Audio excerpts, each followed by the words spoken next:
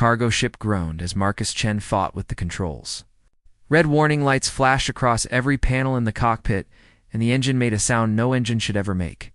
He had been flying supply routes for 8 years and knew when a ship was about to die. This ship was about to die.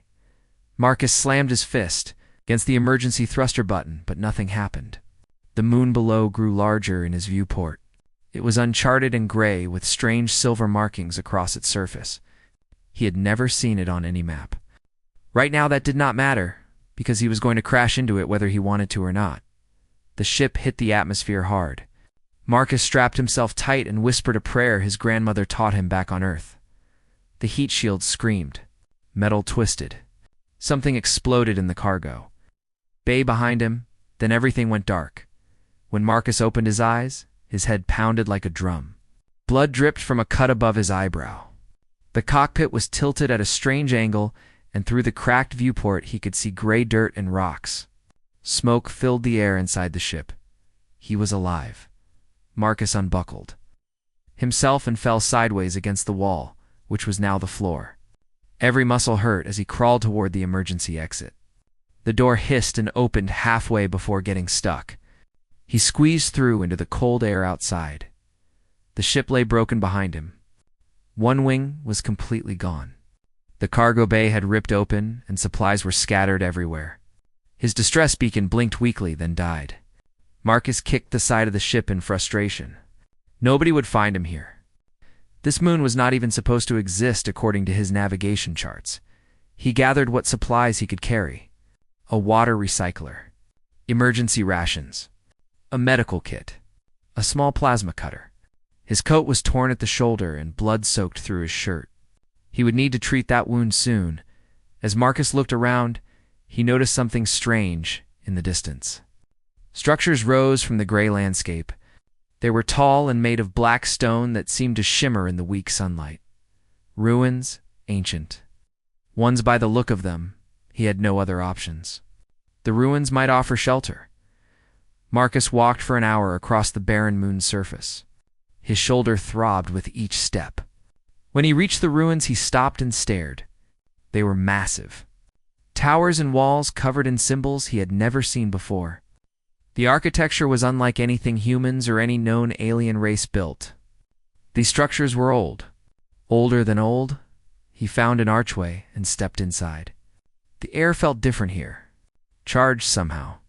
The walls were covered in carvings, figures that looked almost human but not quite. Strange geometric patterns. Words and languages that might have died millions of years ago. Marcus set down his supplies and opened the medical kit. He peeled off his torn jacket and shirt to examine the wound on his shoulder. It was not too deep, but it needed cleaning. As he worked on bandaging it, he heard a sound. Footsteps. He grabbed the plasma cutter and spun around. A figure stood in the archway. Marcus froze. She was tall and elegant, with skin that glowed like liquid silver. Her eyes were large and crystalline, catching the light like cut diamonds. She wore dark, practical clothing and carried scanning equipment. She looked just as surprised to see him as he was to see her. For a long moment, neither of them moved. Then she spoke in broken, Galactic common. "You are human. What do you hear?" Marcus lowered the plasma cutter slowly. "My ship crashed. I was looking for shelter." She stepped closer cautiously, studying him like he was a puzzle she could not solve. Her equipment beeped softly as it scanned him. "Humans not come here? This place forbidden. Forbidden by who?" Marcus asked. Before she could answer, her eyes locked onto his bare arm, specifically onto the long scar that ran from his shoulder down to his elbow. It was an old scar from a childhood accident on Earth when he fell through a glass door. He barely thought about it anymore, but she stared at it like she was seeing a ghost. Her face went pale. Her crystalline eyes went wide. She said something in a language Marcus did not understand. Her voice shook. Then she switched back to common and whispered, "You cannot be real. This is impossible." Marcus looked down at his scar, then back at her. "What are you talking about?" "It is just an old scar." She shook her head and pulled out a small device. She tapped it quickly, and a holographic image appeared in the air between them. It showed one of the carvings from the ruins. A figure with a mark on its arm. The mark was identical to his scar. Exactly identical. The Scar-bearers, she whispered. The prophecy speaks of them. Warriors who come in darkness to break chains. I studied these ruins for 7 years. I know every symbol. Your mark is here. On the oldest walls. How do you have this mark? Marcus felt his stomach twist. It is just a coincidence. I got this when I was 10 years old. I fell through glass. She stepped even closer now, examining his arm carefully. She compared it to the hologram. Her hands trembled. No coincidence. To exact, every curve, every line. The prophecy is real. You are real. Listen, I do not know what prophecy you are talking about, but I am just a cargo pilot. I am nobody special. Before she could respond, her equipment began beeping urgently. She looked at the readout, and her expression changed from wonder to fear. Ships, she said. Caldrith sovereignty. Coming here now. They track your crash. Who are the Caldrith? Marcus asked. The ones who enslave my people. The ones who forbid these ruins. If they find you here, if they see your mark, she grabbed his arm. You must hide. Now. She pulled him deeper into the ruins, moving fast through corridors that seemed to shift and change in the strange light. Behind them, Marcus heard the sound of ships landing. Voices shouting orders, heavy boots on stone. The woman whose name he still did not know pushed against a section of wall covered in symbols. It slid open, revealing a hidden chamber. She shoved Marcus inside and followed him, pulling the door shut behind them, in the darkness. Marcus could hear his own breathing and hers. Outside, the voices grew louder. Soldiers were searching the ruins. Searching for him, the woman activated a small light on her equipment. In the soft glow, Marcus could see her face. She looked terrified, but also something else. She looked like she was seeing hope for the first time in a very long time. My name is Vera, she whispered, and you just changed everything. The alien woman froze when she saw my scar. You can't be real ##. Part 2. The legend The Hidden Chamber was small and cold. Ancient symbols covered every surface, glowing faintly, with a light that seemed to come from within the stone itself. Marcus pressed his back against the wall and listened to the soldiers searching above them. Their voices were harsh and aggressive. They were speaking a language he did not understand, but the tone was clear. They were hunting. Vera held a finger to her lips and pointed to a small device on her belt. It pulsed with a soft blue light. Some kind of scrambler, Marcus guessed. Something to hide their heat signatures or life signs? Smart. They waited in silence for what felt like hours. Finally, the voices faded. The sound of boots on stone grew distant. The ships outside launched with a roar that shook dust from the chamber ceiling. Then silence. Vera let out a long breath. They are gone. For now, Marcus slid down to sit on the floor. His shoulder still hurt, and the adrenaline was wearing off. You want to tell me what is going on? Why did those soldiers care so much about finding me? Vera sat down across from him. In the glow of the symbols, her silver skin seemed to shimmer. She looked tired, very tired, like she had been carrying something heavy for a long time. I am an archaeologist, she began. My people are called the Shinari. For 3 generations, we have been slaves to the Caldrith sovereignty. They came to our world with weapons we could not fight. Technology we could not match. They took everything. Our freedom, our culture, our hope. Marcus listened without interrupting. We had one thing they could not take, Vera continued. A prophecy. Stories passed down for thousands of years. Stories about these ruins and the beings who built them. The ancient texts speak of a time of great darkness when the scar-bearers would come. Warriors marked by the old gods themselves. They would arrive from beyond the stars to break the chains of the oppressed. She pulled out her device again and projected more holograms. Image after image of carvings and texts. Figures with marks on their bodies. Symbols that looked disturbingly familiar. I've spent 7 years studying these ruins, Vera said. The Caldrith forbid anyone from coming here because they fear the prophecy. They fear that one day the Scar-bearers will be real, that they will come and end Cauldrith power. She looked directly at Marcus. Your scar is not the only match. Look, she showed him another carving. It depicted a being with 2 arms, 2 legs, and specific proportions. Human proportions. The text beside it described characteristics. 5 fingers. Hair that grew from the head. Eyes that saw a specific range of light. All human traits. This is just coincidence, Marcus insisted. My scar is from an accident. I am not some legendary warrior. I deliver cargo for a living. Vera leaned forward. The prophecy does not say the scar-bearers would be gods or supernatural beings. It says they would be people. People who had fought their own battles. People who knew suffering and chose to stand against it anyway. People who came from a world where they learned that freedom was worth any cost. Marcus felt uncomfortable. He thought about Earth, about the history lessons he half paid attention to in school. Humanity had fought a lot of battles. Wars against oppression. Revolutions against tyranny. Struggles for basic rights that took generations to win. Maybe that was what the prophecy really meant. Even if any of this is true, Marcus said, I am just one person. I cannot free your people by myself. Maybe you do not have to, Vera replied. Maybe you just have to show them it is possible. A loud sound interrupted them. The stone door was sliding open. Marcus grabbed his plasma cutter and jumped to his feet. Vera held up a hand. Wait, I programmed it to open after the Cauldrith left? They stepped out of the chamber and back into the main ruins. The light outside had changed. It was later in the day now. Marcus checked his supplies. Everything was still there. The Cauldrith will come back, Vera said. They detected your crash. They know a human ship came here.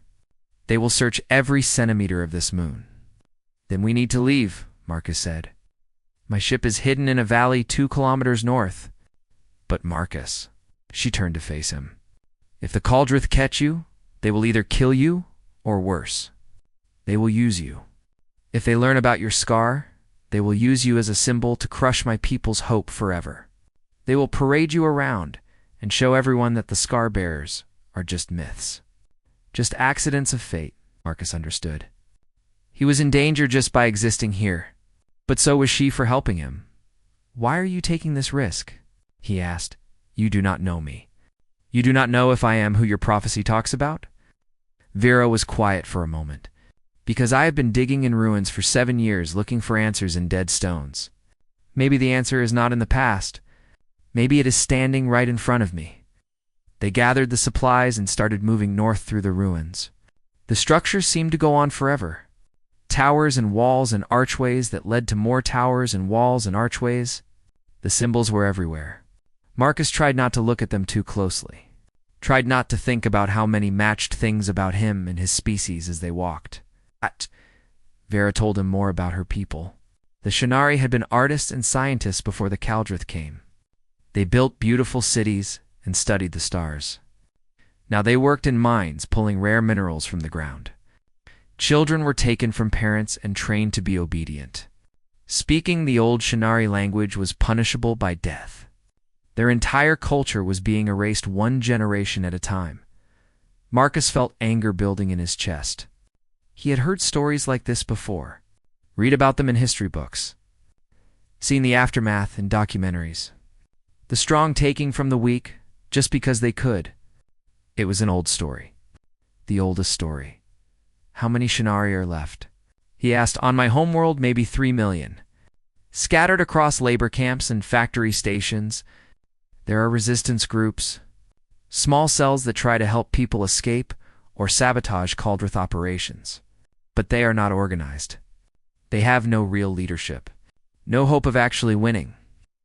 They reached the edge of the ruins, and Marcus could see the valley below. It was hidden between 2 ridges of rock. Vera's ship sat camouflaged under a thermal blanket. It was small, but looked well maintained. They were halfway down the slope when Vera's scanner beeped again. She checked it, and her face went pale. Cauldrith ships. 3 of them. Coming back. Coming here. Marcus looked up and saw the dots in the sky growing larger. They had minutes at best, Vera said. They ran down the slope, sliding on loose rocks. Marcus's shoulder screamed in pain, but he pushed through it. They reached the ship, and Vera tore off the thermal blanket. She hit a button, and the door hissed open. The Cauldrith ships were close now. Close enough that Marcus could see their weapons ports opening. "Get in," Vera shouted. Marcus threw himself through the door. Vera jumped into the pilot's seat and started the engines. The ship lifted off just as the first plasma bolt hit the ground, where they had been standing seconds before. Vera pushed the engines hard. The ship shot forward through the valley, weaving between rock formations. More plasma bolts lit up the sky around them. One hit the ship's rear shield, and alarms started blaring. "Hold on." Vera yanked the controls, and the ship rolled sideways through a narrow canyon. The Cauldrith ships followed, but they were bigger and slower. Less maneuverable, Marcus watched through the viewport as Vera flew like someone who had done this before. She knew this moon. Every canyon, every valley, every place to hide. But the ship was damaged. Smoke filled the cabin. More alarms were blaring. They were not going to make it far. "Where are we going?" Marcus shouted over the noise. Vera looked at him. Her crystalline eyes were bright with something Marcus recognized. Determination. "To the resistance. If we are going to die today, we die fighting." The ship screamed through the atmosphere, trailing smoke. Behind them, the Cauldrith ships closed in. Ahead of them, Marcus could see another part of the moon. Areas with vegetation. Signs of life. Signs of hope. The ship shuddered. Something critical had failed. They were going down again, but this time, Marcus thought maybe they were going down in the right place. The alien woman froze when she saw my scar. You can't be real, Part 3. The escape the ship hit the ground hard. Marcus was thrown against the safety harness. Metal screamed. Sparks flew from every control panel. The viewport cracked, but held. When everything finally stopped moving, Marcus tasted blood in his mouth. "You okay?" he asked Vera. She nodded and unbuckled herself. "We need to move. Now."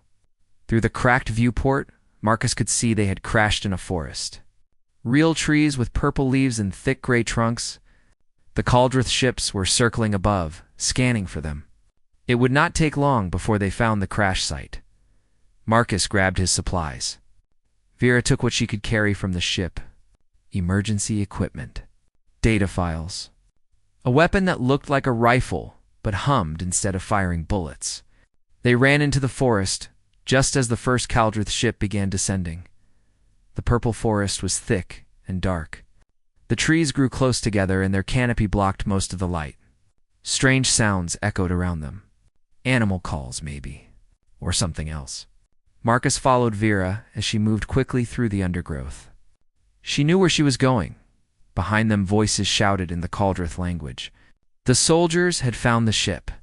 Now they were tracking footprints. "Okay, how far to your resistance, people?" Marcus whispered. "Maybe 6. Through the forest, then across a river." Vera checked her scanner. "The Cauldrith are spreading out. Trying to surround us." Marcus thought fast. He had done survival training years ago.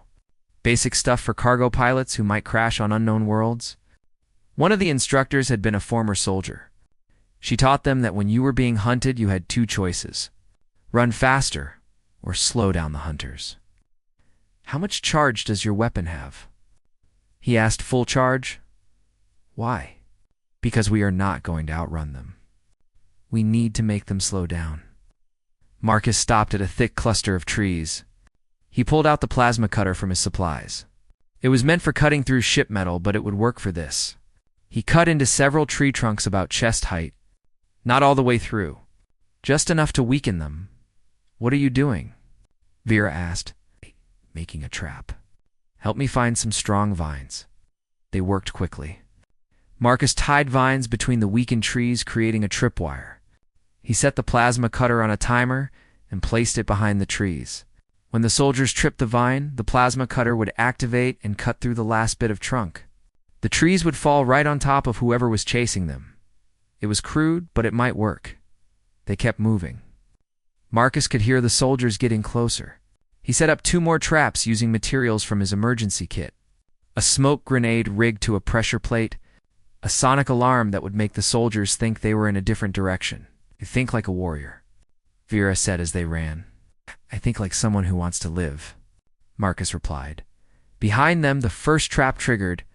The sound of falling trees echoed through the forest, followed by shouting and gunfire. The soldiers were confused, angry. That was good. Angry people made mistakes. Marcus and Vera reached a ridge and slid down the other side. At the bottom was a river. The water was dark and moved fast. Marcus could not see the bottom. "We have to cross," Vera said. "The resistance camp is on the other side." The shouting was getting closer again. The soldiers had recovered from the traps and were tracking them. Marcus and Vera waded into the cold water. It was deeper than it looked. By the time they reached the middle, the current was pulling at them, and the water came up to their chests. Marcus saw movement on the ridge they had just left. Caldrith soldiers. They were raising weapons. "Down," he shouted. He and Vera dove under the water just as plasma bolts lit up the surface. Marcus held his breath and let the current carry him downstream. His lungs burned.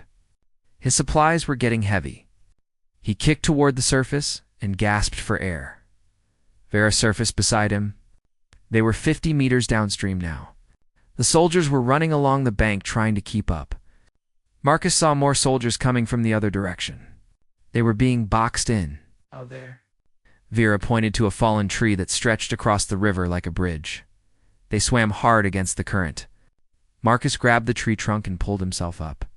Vera climbed up beside him.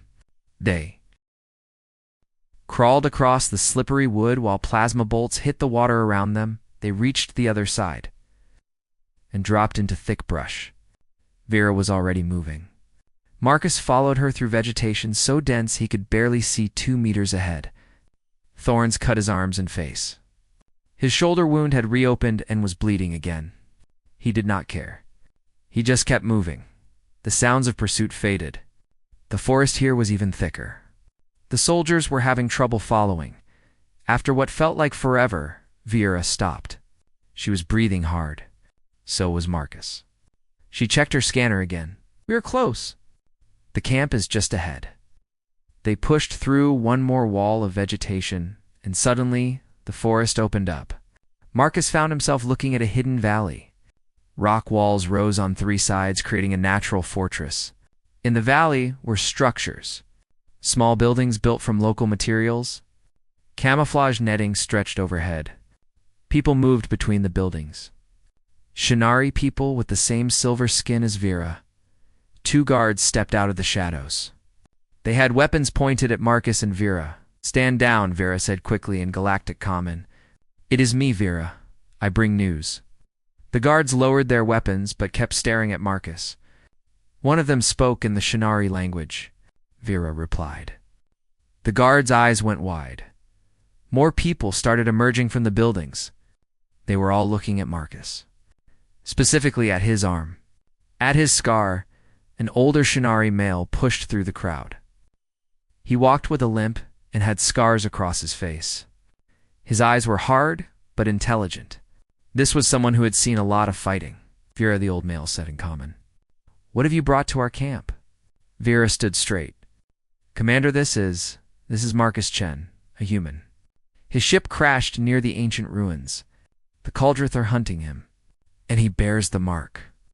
She gently turned Marcus's arm so the scar was visible to everyone. The crowd went silent. Someone gasped. Someone else whispered something that sounded like a prayer. Commander This stepped closer. He studied the scar carefully. His hard eyes softened just a little. "The scar-bearer," he said quietly. "The prophecy spoke true." "I am not a scar-bearer," Marcus said. "I am just a pilot. This is an old injury. Nothing more." Thesis looked at him for a long moment. "Perhaps. But that does not matter now. The Caldrith are hunting you. They will find this camp if they follow your trail. You have brought danger to my people." Marcus felt guilt twist in his stomach. He had not meant to endanger anyone. He had just been trying to survive. "Then I will leave," Marcus said. "I will lead them away from here." No, Thesis said. The Cauldrith already know you came this direction. If you leave now, they will follow you and find this camp anyway. You stay. We prepare for what comes. Vera stepped forward. Commander, there is more. Marcus knows tactics. On our escape from the ruins and through the forest, he created traps and diversions that slowed the Cauldrith soldiers. He thinks like someone who has fought before. Thesis raised an eyebrow. Is this true? Marcus shrugged. I had some training. Basic survival stuff. I just used what I know. Basic training that stopped trained Cauldrith soldiers, Thesis said. He seemed to be considering something. We have 40 people in this camp. 15 can fight. The rest are refugees. Children, elderly. We cannot stand against a full Cauldrith assault. Then we do not stand and fight, Marcus said. We make them come to us on our terms. This valley is defensible. Those rock walls create choke points. You have the high ground. You know the terrain? Use that. Thesis studied Marcus again. Then he smiled. It was a hard smile. A warrior's smile. Perhaps the prophecy is real after all, Thesis said. Come, we have much to discuss and little time. As Marcus followed Thesis and Vera deeper into the camp, he could feel dozens of eyes on him. These people had been slaves for 3 generations. They had lost everything. And now they were looking at him like he was their last hope. Marcus had never felt pressure like this before. He was just a cargo pilot who delivered supplies and tried to stay out of trouble. Now, he was in the middle of something much bigger than himself. Above the valley, the sun was setting. Darkness was coming, and somewhere out there, the Cauldrith were coming too. Hash. The alien woman froze when she saw my scar. You can't be real, hash hash. Part 4. The Spark the Resistance camp came alive with activity as night fell. Commander Thesis called everyone together in the largest building. It was a simple structure with walls made from woven branches and a roof of camouflage netting. Inside, about 40 Shinari gathered. Most were thin and carried the marks of hard labor, scars, burns, missing fingers. The price of slavery? Marcus stood beside Thesis at the front. He felt every eye on him. Children pointed at his scar and whispered to their parents. The adults looked at him with expressions Marcus could not quite read. Hope mixed with fear, desperation mixed with doubt. This is Marcus Chen, Thesis announced in common so Marcus could understand. A human. His ship crashed near the ancient ruins. He bears the mark of the prophecy. The Cauldrith are hunting him. They will find this camp soon. Murmurs spread through the crowd. Some people looked excited. Others looked terrified. A young Shinari female stood up. Does this mean the prophecy is real? The scar-bearers have come to free us. Marcus stepped forward before Thesis could answer. I need to be honest with you. I am not a legendary warrior. I am not sent by any gods. I am a cargo pilot who got unlucky. This scar is from a childhood accident. I cannot promise to free anyone. The disappointment in the room was immediate. People looked at each other. Some shook their heads. The young female who had spoken sat down slowly. An older male in the back called out, Then why are you here? Why show us that mark if you are not who the prophecy speaks of? Because running away will not help, Marcus replied. The Cauldrith already know I came this direction. They will find this camp, whether I am here or not. So I am staying to help you prepare. I may not be a legendary warrior, but I know some things about fighting back. Things my people learned over many generations. Thesis nodded. Marcus is right. The Cauldrith will come. We can either hide and hope they miss us, or we can prepare and make them regret finding us. The meeting broke up slowly. People returned to their shelters, but Marcus could hear them talking, arguing. Some believed the prophecy. Others thought it was foolishness. All of them were scared. Marcus spent the next hours walking the camp with Thesis and Vera. He studied the terrain. The rock walls that surrounded the valley had natural ledges, good positions for lookouts and defenders. The entrance to the valley was narrow, only wide enough for 2 people to walk side by side. That was a perfect choke point. You have explosives? Marcus asked. Some Thizes replied. Mining charges we stole from work sites. Placed them here and here. Marcus pointed 2 spots along the rock walls near the entrance. If the Cauldrith come in force, you can trigger rock slides. Block the entrance. Force them to climb. That slows them down. Vera was taking notes on her device. The Cauldrith rely on superior numbers and firepower. They do not expect real resistance. They are used to people running or surrendering. Then we do not give them what they expect, Marcus said. He turned to the Thizes, your fighters. How many have real combat experience? Most have fought. Small raids. Sabotage missions. But never a direct battle. The Cauldrith are too strong, Urkus nodded. That is because you fight them where they are strong. In open battles with their ships and heavy weapons, they will always win. But here, in this terrain, you know every rock and tree, you can move in the dark. You can hit them and disappear before they know what happened. Over the next 2 days, Marcus worked with the resistance fighters. He taught them things he learned from history books and military training. How to set up overlapping fields of fire. How to create fallback positions. How to use the terrain to channel enemies into kill zones. How to stay calm under fire. The Shinari were fast learners. They had motivation. Every person in this camp had lost someone to the Cauldrith, family, friends, entire communities. They were not fighting for prophecies. They were fighting for revenge and freedom. Marcus also spent time with the non-fighters, the elderly, the injured, the children. He showed them evacuation routes through the forest, taught them how to hide and stay quiet, prepared them for the worst. On the 3rd night, Vera found Marcus sitting alone on a rock ledge overlooking the valley. The camp below was quiet. Small fires burned in careful patterns that would be hard to spot from above. You should rest, Vera said as she sat beside him. Cannot sleep, Marcus replied. Keep thinking about what is coming. You are afraid. Terrified. These people are counting on me. What if I get them killed? Vera was quiet for a moment. May I tell you something? When I first started searching the ruins, I was looking for proof that the prophecy was real. I spent 7 years digging through stone and dust, hoping to find evidence that someone would come to save us. I was looking for magic, for gods, for something impossible, and instead, you found me, Marcus said. A regular person with a coincidental scar. Oh, Vera said.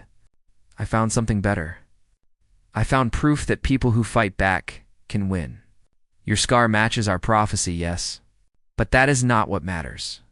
What matters is that you come from a people who fought their own oppressors, who struggled for generations to be free, who never gave up, even when it seemed hopeless. That knowledge is worth more than any magic. Marcus looked at her. In the starlight, her silver skin seemed to glow. Her crystalline eyes reflected the distant fires. Your people are not looking for a savior, Vera continued. They are looking for permission to fight back, looking for proof that it is possible. You give them that just by being here. Before Marcus could respond, alarms started sounding through the camp. The lookouts on the ridge were signaling. Cauldrith ships had been spotted. They were coming. Marcus and Vera ran down to the command center. Thysis was already there studying scanner readouts. 6 ships, Thysis said, landing 2 kilometers north. Maybe 200 soldiers. Marcus felt his stomach drop. 200 soldiers against 15 fighters. Impossible odds. They will march here at dawn, Thysis continued. They want us to see them coming. Want us to be afraid? We do not wait for dawn, Marcus said. We hit them first. Tonight, while they are setting up camp. Thysis looked at him. A night raid? That is suicide. No. Waiting here is suicide. They have us outnumbered and outgunned. Our only advantage is that they do not expect us to attack. They think we will defend, so we do the opposite. Vera stepped forward. Marcus is right. The Cauldrith are arrogant. They will not expect a night raid. We could cause confusion. Take out supplies. Force them to be cautious. Thysis considered this. Then he smiled that hard warrior smile again. We have nothing to lose.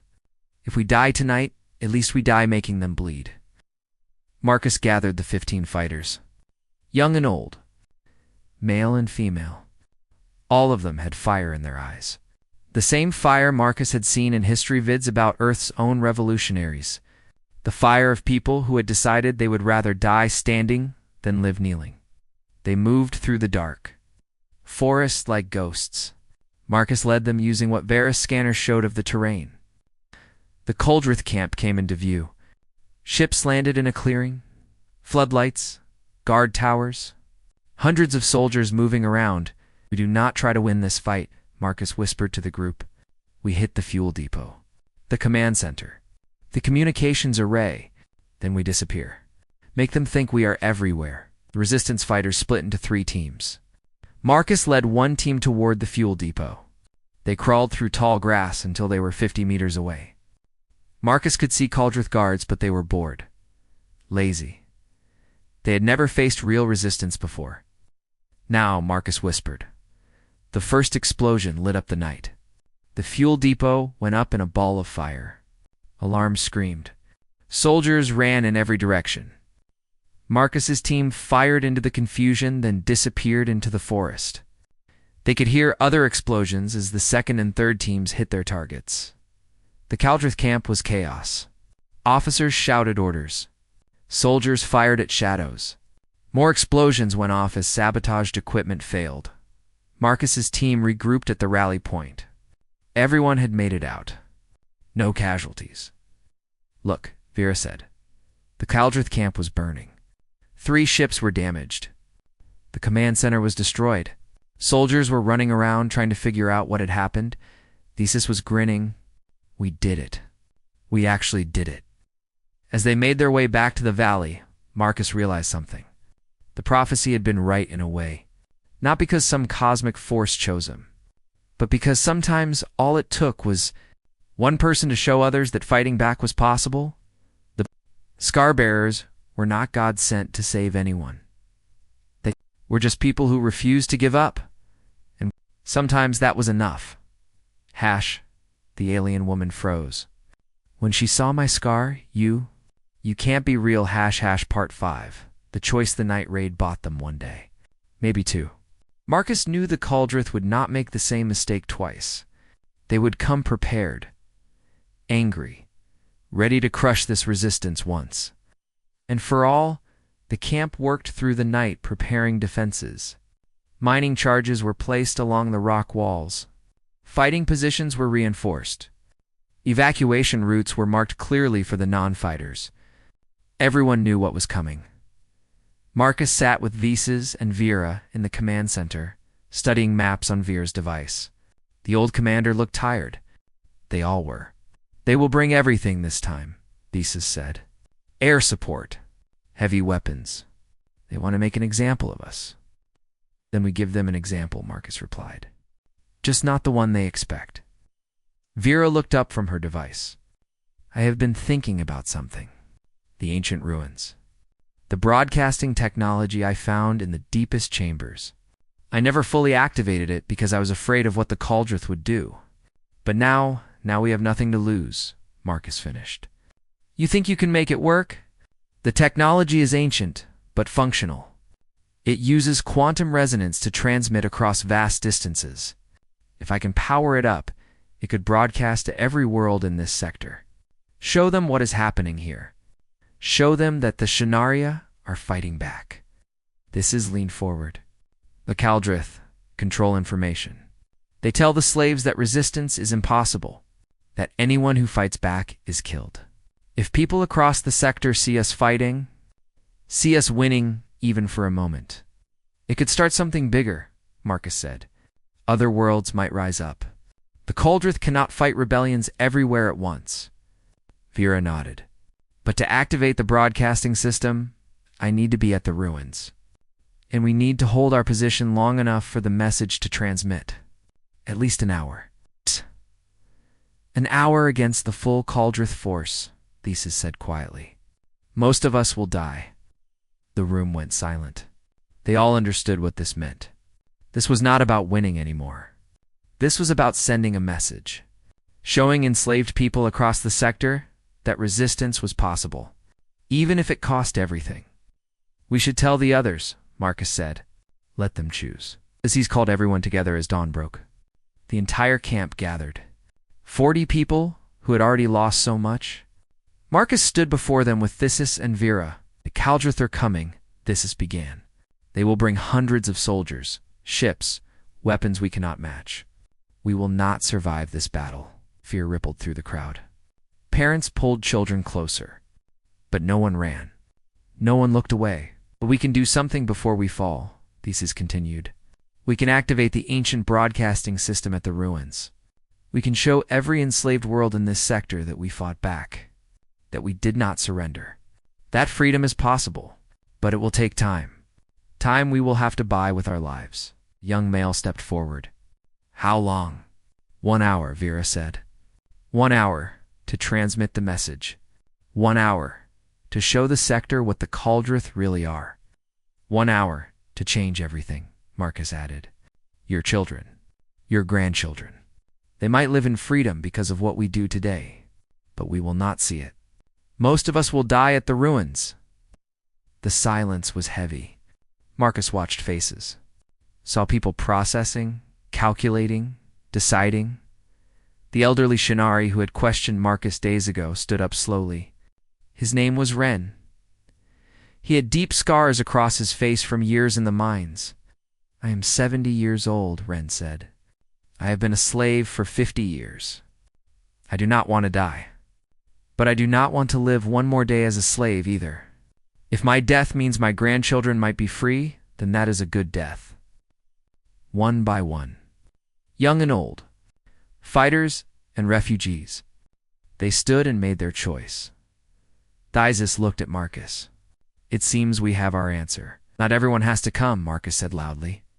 "The children, the youngest ones, they should evacuate. Hide in the forest. Survive." "No," a mother said. She held a small child. "They come. They see what we do. They remember. They tell the story when we are gone." Marcus felt something break inside his chest. These people were choosing to face certain death. Not because a prophecy told them to, not because they thought they could win, but because they decided freedom was worth the cost. This was what the ancient prophecy had really meant. Not that magical warriors would come to save them, but that ordinary people would choose to stand up even when it seemed impossible. They moved out before noon. All 40 people traveling through the forest toward the ruins. The children were quiet. The adults carried what weapons they had. Marcus led the fighters. Vera carried her equipment. Thesis brought up the rear. They reached the ruins by late afternoon. The black stone towers rose against the sky. The symbols seemed to glow in the fading light. Vera immediately began working on the broadcasting system in the deepest chamber while Thesis and Marcus positioned defenders throughout the ruins. The Kaldrith ships appeared an hour before sunset. 6 large warships and dozens of smaller fighters. They landed outside the ruins and soldiers poured out. Marcus counted at least 300, maybe more. A voice boomed across the ruins, amplified by speakers. "This is Commander Wrath of the Kaldrith Sovereignty. You are surrounded. Surrender immediately, and some of you may live." Marcus looked at Thesis. The old warrior shook his head. They had not come here to surrender. Thesis activated a communicator. His voice echoed back across the ruins. "This is Commander Thesis of the Free Shinari. We do not surrender. We do not kneel. Come take us if you can." For a moment, nothing happened. Then the Kaldrith opened fire. Plasma bolts lit up the ruins. Stone exploded. The battle began. Marcus coordinated the defenders. They used the ancient towers for cover. Fired from high positions, then moved before return fire could hit them.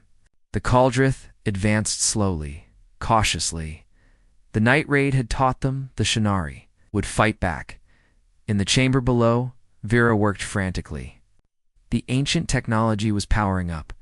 Symbols on the walls glowed brighter. The broadcasting system was coming online. 30 minutes? Vera called up through the communicator. 30 minutes? Marcus had to hold for 30 minutes.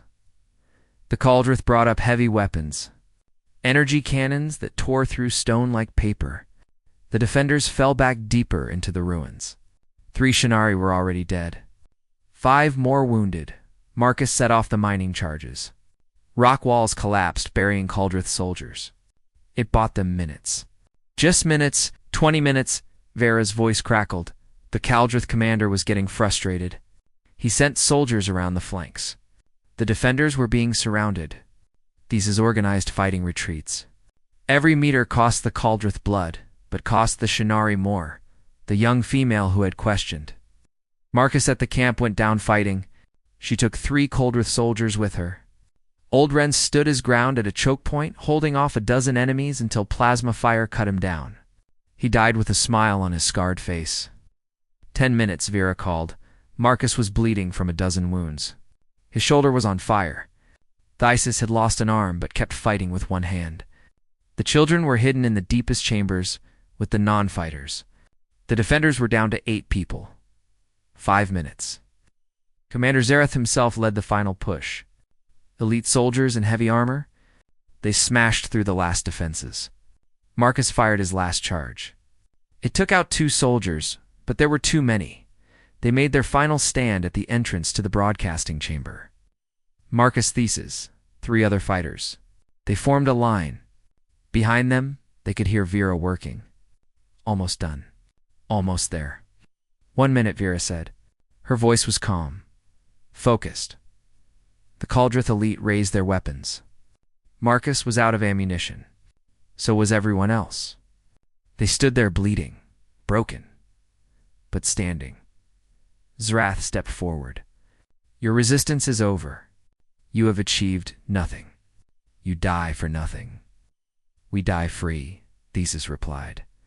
Then Vera's voice rang out. Not through the communicator.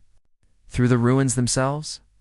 Through the ancient broadcasting system that sent her words across the sector to every enslaved world.